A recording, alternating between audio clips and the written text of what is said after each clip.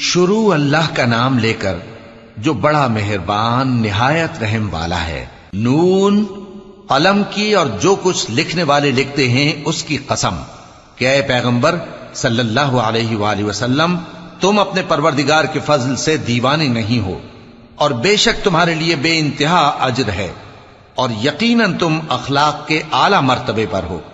سو ان قریب تم بھی دیکھ لو گے اور یہ کافر بھی دیکھ لیں گے کہ تم میں سے کون دیوانہ ہے۔ تحقیق تمہارا پروردگار اس کو بھی خوب جانتا ہے جو اس کے رستے سے بھٹک گیا، اور ان کو بھی خوب جانتا ہے جو سیدھے رستے پر چل رہے ہیں۔ تو تم جھٹلانے والوں کا کہا نہ ماننا۔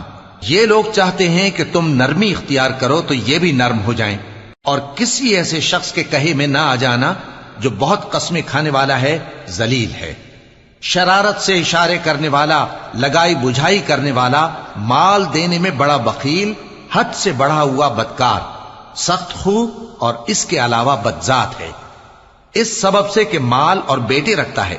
جب اس کو ہماری آیتیں پڑھ کر سنائی جاتی ہیں تو کہتا ہے کہ یہ اگلے لوگوں کے افسانے ہیں، ہم ان قریب اس کی اونچی ناک پر داغ لگائیں گے۔ ہم نے ان لوگوں کی اسی طرح آزمائش کی ہے جس طرح باغ والوں کی آزمائش کی تھی، جب انہوں نے قسمیں کھا کھا کر کہا کہ صبح ہوتے ہوتے ہم اس کا میوہ توڑ لیں گے، اور انشاءاللہ نہ کہا۔ سو وہ ابھی سو ہی رہے تھے کہ تمہارے پروردگار کی طرف سے راتوں رات اس پر ایک آفت پھر گئی، تو وہ ایسا ہو گیا جیسے کٹی ہوئی کھیتی۔ پھر جب صبح ہوئی تو وہ لوگ ایک دوسرے کو پکارنے لگے کہ اگر تم کو کاٹنا ہے تو اپنی کھیتی پر سویرے ہی جا پہنچو۔ سو وہ چل پڑے اور آپس میں چپ کے کہتے جاتے تھے کہ آج وہاں تمہارے پاس کوئی فقیر نہ آنے پائے، اور کوشش کے ساتھ سویرے ہی جا پہنچے، گویا پیداوار پر قادر ہیں۔ پھر جب انہوں نے باغ کو دیکھا تو ویران، کہنے لگے کہ ہم رستہ بھول گئے ہیں، نہیں بلکہ ہم بے نصیب ہو گئے۔ ایک جو ان میں سمجھدار تھا بولا، کیا میں نے تم سے نہیں کہا تھا کہ تم تسبیح کیوں نہیں کرتے؟ دوسرے کہنے لگے کہ ہمارا پروردگار پاک ہے، بے شک ہم ہی قصوروار تھے۔ پھر لگے ایک دوسرے کی طرف رخ کر کے ملامت کرنے، کہنے لگے ہائے شامت، ہم ہی حد سے بڑھ گئے تھے، امید ہے کہ ہمارا پروردگار اس کے بدلے میں ہمیں اس سے بہتر باغ عنایت کرے، ہم اپنے پروردگار کی طرف رجوع کرتے ہیں۔ دیکھو عذاب یوں ہوتا ہے، اور آخرت کا عذاب سب سے بڑھ کر ہوگا، کاش یہ لوگ جانتے ہوتے۔ پرہیزگاروں کے لیے ان کے پروردگار کے ہاں نعمت کے باغ ہیں۔ کیا ہم فرما برداروں کو نافرمانوں کی طرح نعمتوں سے محروم کر دیں گے؟ تمہیں کیا ہو گیا ہے؟ کیسی تجویزیں کرتے ہو؟ کیا تمہارے پاس کوئی کتاب ہے جس میں یہ بات پڑھتے ہو کہ جو چیز تم پسند کرو گے وہ تم کو ضرور ملے گی؟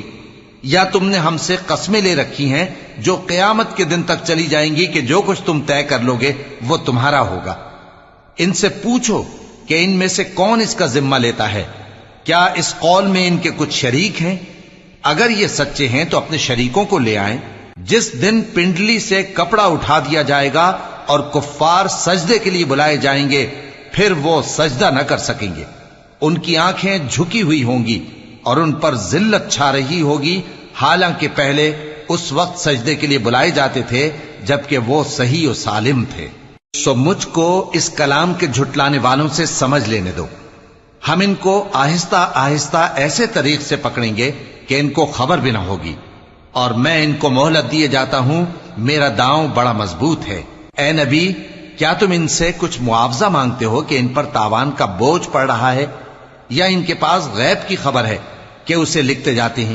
سو اپنے پروردگار کے فیصلے کا انتظار کیے رہو، اور مچھلی کا لقمہ ہونے والے یونس کی طرح نہ ہونا کہ انہوں نے اپنے رب کو پکارا جبکہ وہ دل ہی دل میں گھٹ رہے تھے۔ اگر ان کے پروردگار کی مہربانی ان کو نہ سنبھال لیتی تو وہ چٹیل میدان میں ڈال دیے جاتے مذموم حالت میں۔ پھر ان کے پروردگار نے ان کو برگزیدہ کر کے نیکوکاروں میں شامل کر لیا۔ اور کافر جب یہ نصیحت کی کتاب سنتے ہیں تو یوں لگتے ہیں کہ تم کو اپنی نگاہوں سے پھسلا دیں گے، اور کہتے ہیں کہ یہ تو دیوانہ ہے۔ اور لوگوں، یہ قرآن تمام جہانوں کے لیے نصیحت